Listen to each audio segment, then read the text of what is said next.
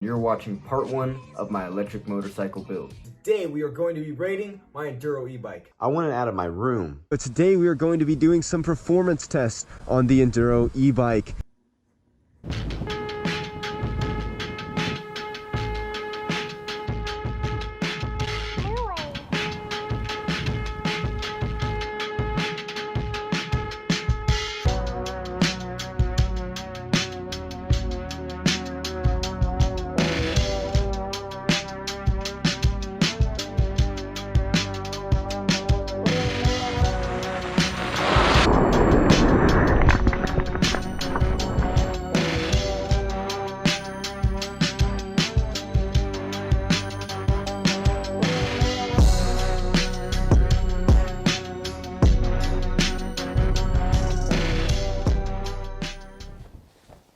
So I can't believe it's already been 2 years since I finished building this Enduro e-bike.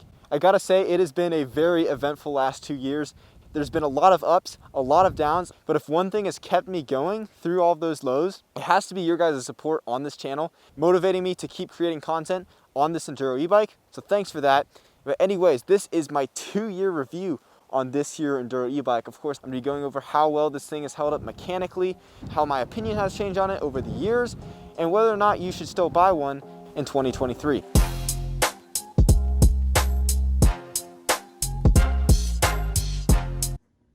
So over the years, the Enduro e-bike has been a staple of this channel.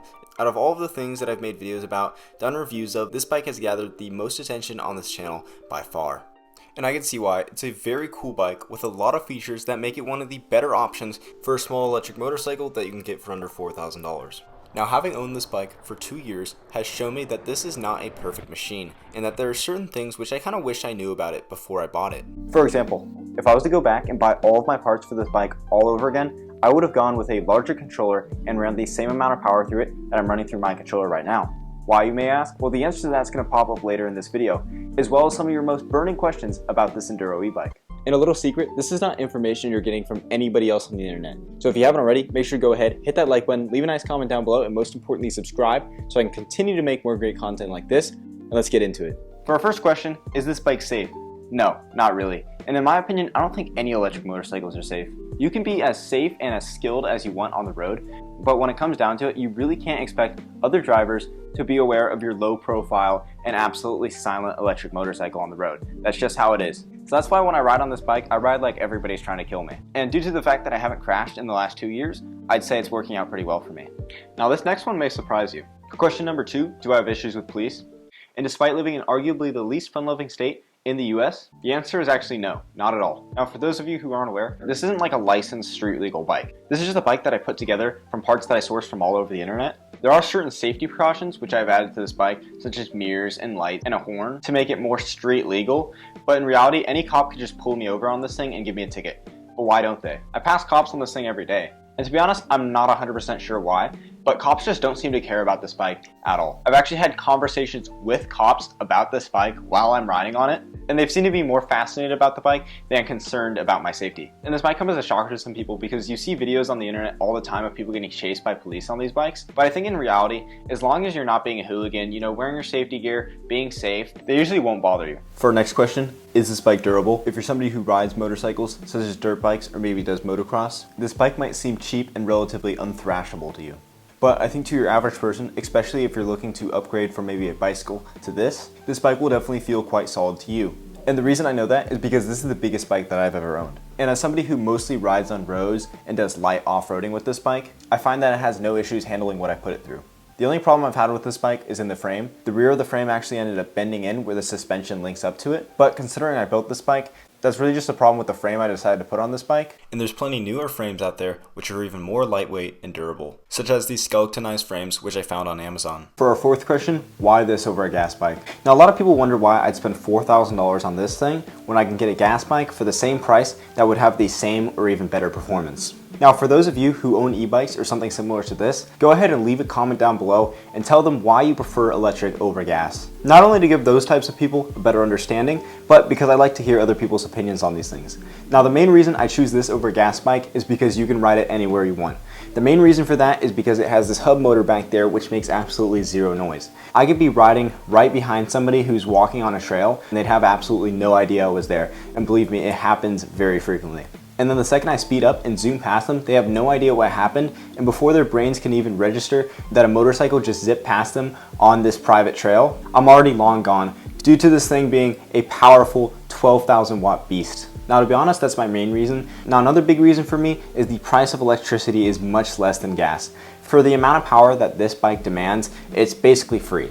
Probably cost about 1 cent to charge this bike from 0 to full, meaning you save a lot of money on the way. Now, yes, I know gas is not that expensive. A typical motorcycle is going to have a 2 to 4 gallon tank, but if you ride a lot and you add up the cost, that's going to end up being hundreds or even thousands of dollars spent on gasoline over those years. And then one more big reason for me, and I know this is something that you can also do with some gas bikes, but more specifically with these Enduro e-bikes, is it is absolutely customizable. I can buy any parts for this thing, I can run it at any power level I wish, I can have any battery size I want in this thing. Because I built it, it can be whatever I want it to be. And those are the main 3 reasons why I prefer this over any gas bike. So for question number 5, how much does this bike cost? Well, this bike right here cost me about $4,000 to build. But wait, it definitely depends on factors like where you buy your bike or what type of Enduro e-bike you're looking for. Maybe if you wanted to build something similar to mine, but with less power, a smaller motor, you could probably get away with spending about $3,000 on your build. But maybe if you wanted something more powerful, higher quality parts, better forks, better frame, you might even end up reaching into the $5,000 range. I have seen people do similar builds to mine with the same performance that they built for about $3,000, which in my opinion, I think is pretty awesome that they're able to spend their money in such an efficient manner. But for this bike right here, it did end up costing me about $4,000. You can look on Alibaba to buy them, and I'm pretty sure over there they're like completely built, or maybe they come in a few pieces that you assemble, right, and there's some instructions. But I've seen those go anywhere from like $2,500 to $4,000. Shipping is a big factor, but I'm pretty sure you can get them a little bit cheaper from over there. Although I will warn you, it is Alibaba, so they might use some pretty sketchy parts. But yeah, if you're looking to get your own Enduro e-bike, I'd probably say it's safe to save up about $4,000. Now for question number 6, do I experience heating issues with this bike? The answer is actually yes. I do experience heating issues with this e-bike on certain occasions. I do live near some mountains, which I do like to cruise up sometimes. And when I cruise up those mountains, this bike does tend to overheat. It is really stressful on the bike when you're going up a steep hill for about 9 or 10 miles at a time. On my typical rides, my typical little adventures, no, I don't have an issue with it. But the fact that this thing can overheat is still pretty annoying. I mean, you have the controller in here locked inside of this oven of a frame. And when you're shooting up that hill, it's putting all this stress on the bike, and it really heats up that controller, and at a certain point, it just can't take it anymore and your bike slows down, which means your bike has overheated. Now, this isn't the worst thing in the world. You can always just roll back down the hill or wait about 10 minutes for it to cool down so you can continue on your ride. But yes, still very annoying. Now, you gotta keep in mind, like I said earlier in the video, these bikes are very customizable. For me, my bike overheats because I'm running a lot of power through a 150 amp controller and I have it locked inside this oven of a frame. I can move the controller down here and eliminate that issue. The only reason I don't do it is because it's gonna make my bike look less aesthetically pleasing. What I could also do is I can add some fans right here that would blow air into my bike's frame, which, believe it or not, I don't even think is really that hard of an upgrade. I would say if I was to go back and buy all of the parts for this bike again, I'd probably end up going with a larger controller than the one I have currently, and then just run the same amount of power through it. Because the thing is, when you have a larger controller, it has a larger surface area so that the heat spreads throughout it a little bit more efficiently and it doesn't get quite as hot. That's sort of what the deal is with my friend's bike. His bike is a little bit more powerful, but his controller is capable of running a lot more power than he actually runs through it. So he doesn't really have the same heating issues that I have despite having his controller locked inside of his frame. But yes, for me, on certain occasions, heating is an issue, but it might not be one for everybody. Now, this next question is asked to every single e-bike owner in existence. How much range do I get out of this bike? Now, there's a reason why this is sort of a dreaded question for a lot of e-bike owners, because there's not really an exact answer. It all depends on the style that you ride, where you ride, how much you weigh, the temperature. There's so many factors that go into the range of your e-bike. It's not like gas where you can just be like, yeah, I get 50 miles to the gallon. It really just depends on the person and how fast they ride. Like let's say you're going 20 miles per hour and you were able to get 60 miles out of your bike. If you're going 40, you might only get about 20 miles out of your bike. So it really depends person to person. Now for me with this bike, I'd probably say I get about 35 miles, 35 to 40 miles. You gotta keep in mind, I ride pretty fast. I don't shy away from going off-road sometimes. So I definitely do put a lot of stress on this bike, which does drain energy pretty fast.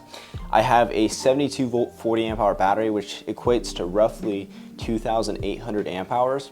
So it is a pretty big battery, but I am running a lot of power through this bike, so it does drain very fast. But there you go, that's your answer. Anyways, that's it for today's video. If you have any questions that I missed, go ahead and leave those down in the comments below.